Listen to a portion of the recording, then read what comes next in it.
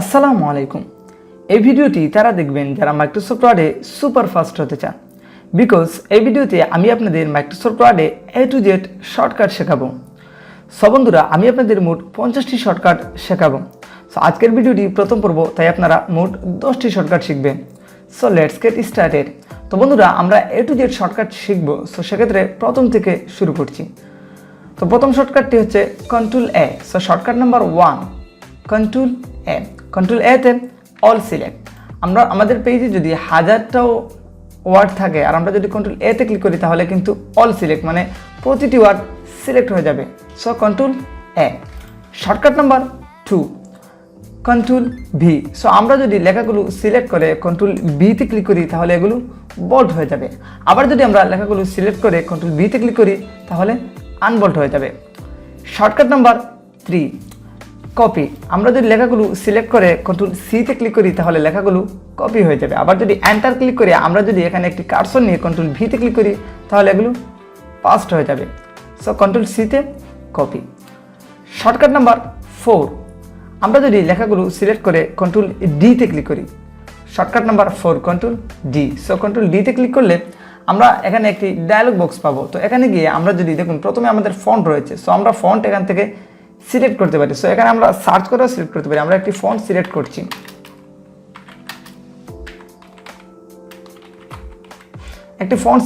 তারপরে এখান থেকে ফন্টের অনেক স্টাইল থাকে। তো আমরা এখান থেকে ইটালিক সিলেক্ট করছি। তারপরে ফন্টের কালার এখান থেকে সিলেক্ট করা যায়। দেখুন ফন্ট কালার। সো এখান থেকে আমরা ফন্ট কালার সিলেক্ট করতে পারি। এখান থেকে আমরা একটি ফন্ট কালার সিলেক্ট করছি। সো এখান থেকে আমরা আন্ডারলাইন স্টাইল সিলেক্ট করতে পারি। সো এখানে অনেক আন্ডারলাইনের স্টাইল রয়েছে। সো এখান থেকে আমরা একটি স্টাইল সিলেক্ট করতে পারি। তারপরে আন্ডারলাইনেরও আমরা একটি কালার দিতে পারি। সো এখান থেকে আমরা একটি কালার সিলেক্ট করে দিই।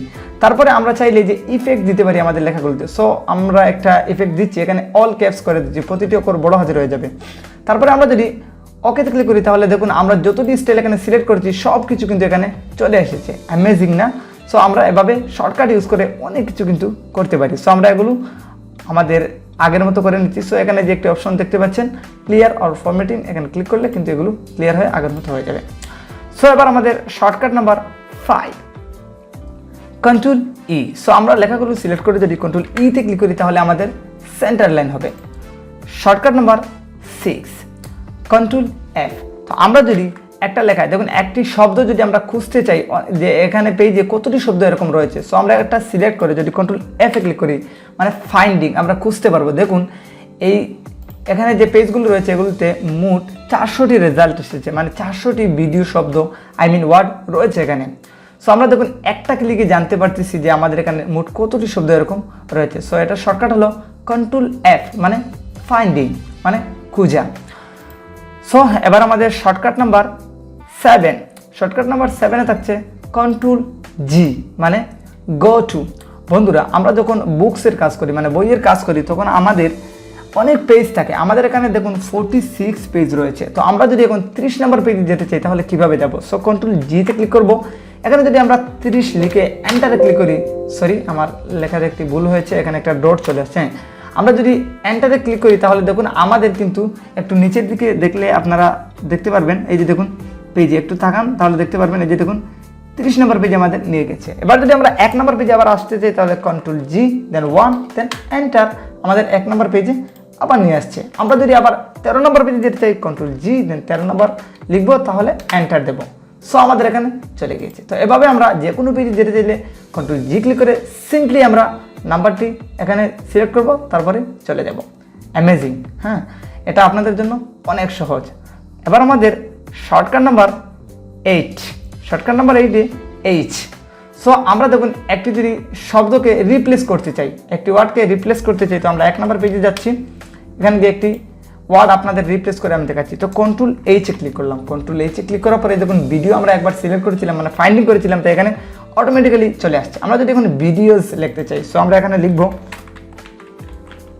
ভিডিওস লিখছি। তারপরে আমরা একবার চেক করার জন্য বাস রিপ্লেসে একটা ক্লিক করব। দেখুন এখানে সিলেক্ট হয়ে গেছে আমাদের লেখাটি। তারপরে আবার যদি আমরা রিপ্লেসে ক্লিক করি তাহলে দেখুন ভিডিওস, এটি রিপ্লেস হয়ে নেক্সট যে আমাদের ভিডিও লেখা রয়েছে এখানে নিয়ে যাচ্ছে। তো আমরা একটি একটি করে এভাবেও কী করতে পারি, রিপ্লেস করতে পারি। আমরা যদি চাই না আমাদের 400টি ভিডিওস হয়ে যাবে একটা ক্লিকে, সো সেক্ষেত্রে আমরা রিপ্লেস অলে ক্লিক করতে পারি, দেন আমরা ওকে দেবো, আমাদের 400টি কিন্তু একসাথেই ভিডিওস হয়ে গিয়েছে। এখানে আপনাদের আরও বড় একটি অপরচুনিটি হলো এটা যে আপনারা যদি রসিদ লিখেন, 2019-এর রসিদ লিখেন 2020-এ যদি এটি অ্যাড করতে চান, শুধুমাত্র 2019-এর জায়গায় 2020 হবে, সো সেক্ষেত্রে আরও বড় একটি অপরচুনিটি আপনারা পেয়ে যাচ্ছেন। বাস এভাবে কন্ট্রোল এইচ ক্লিক করে রিপ্লেস করে নেবেন। সো এবার আমাদের shortcut number 9। So shortcut number 9-এ থাকছে আই, কন্ট্রোল আই। আমরা এখানে যদি লেখাগুলো সিলেক্ট করে কন্ট্রোল আইতে ক্লিক করি তাহলে ইটালিক হবে, মানে আমাদের লেখাগুলো একটু বাঁকা হচ্ছে। আবার যদি আমরা কন্ট্রোল আইতে ক্লিক করি তাহলে আমাদের আগের মতো হয়ে যাবে। সো আমরা দেখুন এই যে লেখাগুলো ডান্স করতেছে এরকম কিছু একটা। তো আমাদের এখন শর্টকাট নাম্বার 10। শর্টকাট নাম্বার 10-এ আমরা শিখব কন্ট্রোল জে। কন্ট্রোল জেতে জাস্টিফাই।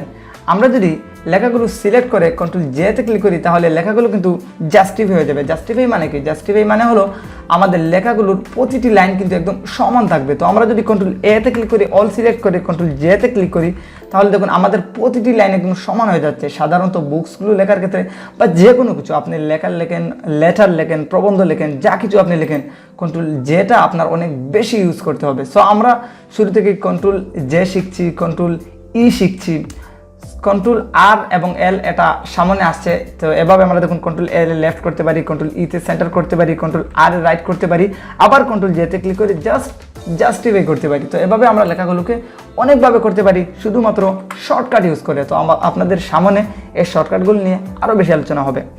এবার আমাদের শর্টকাট নাম্বার কিন্তু আজকেরটা শেষ। সো আশা করি আপনারা আমার 10টি শর্টকাট অনেক সহজে বুঝতে পারছেন। বন্ধুরা, আমি একদম নতুন ম্যান, এই কাজগুলো করতেছি।